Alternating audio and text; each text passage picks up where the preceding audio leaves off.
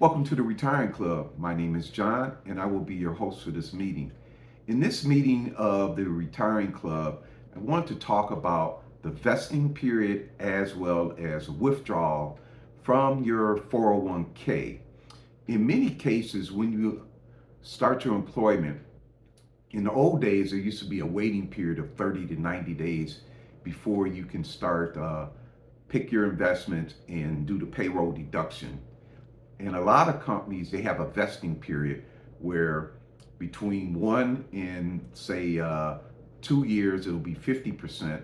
And then from the 2 to 3 years, it may be 75%. And then after 5 years, it will be 100%. And what they're talking about is the vesting of the money that your employer contributes to it.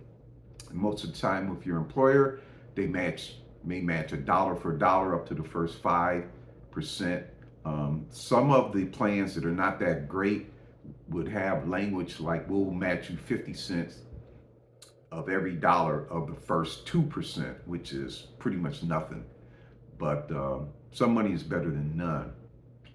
But in this video, I just wanted to bring that up. In my experience is you would have your balance that you contribute and they will pay that out. And after a period of time, after you depart your company, they will settle the account and they may pay that to you in a separate check. I remember I got a separate check and when I moved down here to Georgia, and it came to the address that was on file, and it was a significant amount. It was about $45, maybe $5,400. So I wound up carrying that up to the Dean Witter office up in Atlanta. I was in Macon, Georgia, which is the middle of the state at that time in 2005. And basically we deposited in, and that money was deposited in a international fund because the advisor said, well, I don't see you having any international exposure. So that's what we did. So I just wanted to come on and mention that to you. All this type of stuff, you kind of want to read through the 401k plan. There's a PDF document that outlines the arrangements that they have set up for you with your 401k. So that's one of the things that I want to talk about. And the other thing I want to mention is the withdrawing from the 401k. So you might have a lot of money in there. You may need to get something done, um, and you can borrow the money from your 401k. But a lot of times, if you separate from your employer, they may want that money paid back in whole. And what they'll do is they'll just simply sell some of your shares, I imagine, and take that money back. Whereas if you have a need to get your hands on the money, you can simply do a withdrawal. And of course, you'll get hit with the 10% penalty if you're not 59 and a half, or you will have to pay the taxes on it as well. So the best thing for me when I came down to Georgia is I took the whole money. Now, I didn't have a job, so I timed this. I left my employer in May. So up till May, I had the taxes taken out. And when I took that 17,000, the standard deduction I think kicked in on that, and I did have to pay some money on it, but it wasn't that much compared. And what that allowed me to do is make the move from Detroit down here in the South, as well as I made all my credit card payments as if I was still working. My creditors never did know I was out of a job. And it took me 16 months to get another job. So I was able to keep myself afloat by taking the full withdrawal of that 17,000. And as I mentioned, the employer match from the hospital came in a separate check. It was separate from my contribution and the gains. So I did invest something. And it was good that I took that money and invested because it has grown well. And one of my decisions to take that money like that was I needed a change. But you as an individual, you may be in a position where you need to stay whole. And what I mean staying whole, if you're out of work, the unemployment's run out, your savings is run out, and you want to try and stay in your home and keep all your bills going, you may have to withdraw from that 401k. And in my case, I would probably take out enough to match the standard deduction. You just have to take a hit on the penalty if there is one, and the taxes. My withdrawals, after I got down here, I took a couple more withdrawals.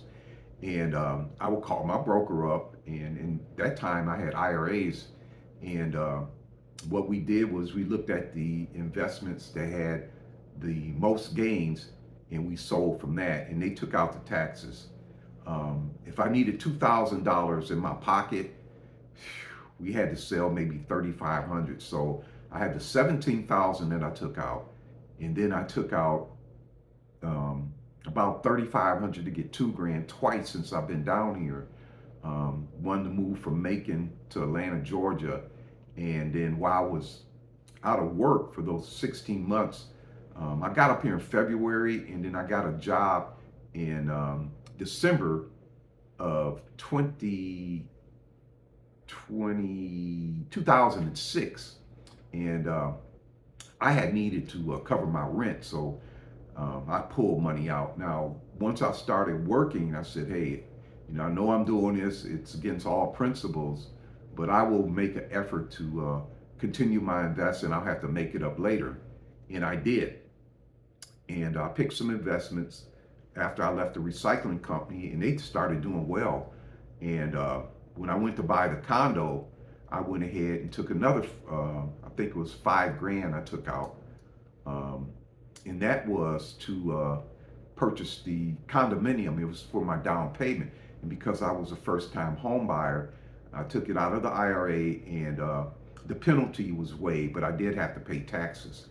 So strategically, it worked out well for me. It's not recommended. If we add it all up, we're probably looking at about 29, close to $30,000 that was pulled out in investment. But that was over a 20-year period, and I have since made that up. But it's something that you will want to talk with your financial planner to see what your options are. And then you may want to consult your tax planner to see what's the best way for you to handle that when it comes to your taxes. Once you stop working and you're dealing with these withdrawals, you're going to have to get used to paying a little bit in taxes, especially to someone like me who's single. I don't get much of a tax break. But I just wanted to bring that up and mention it to you in the at the retiring club, because there are going to be needs when we need to get our hands on that money to keep ourselves whole. Out here now, it's best for you to try and stay in your home until you can get back to work if you're in that situation, or if you're early retiring, figuring out your withdrawal strategy. But if you're not at the using the rule of 55, or you're not at least 59, you are subject to the penalties, and of course you got to pay the taxes. My rule of thumb, and it may not be dollar for dollar, but I always try and look at that standard deduction and see how I can use that to my advantage. Okay, so this is John, and this is another meeting of the Retiring Club, and we were talking about vesting in your 401k and the withdrawals from your retirement plans.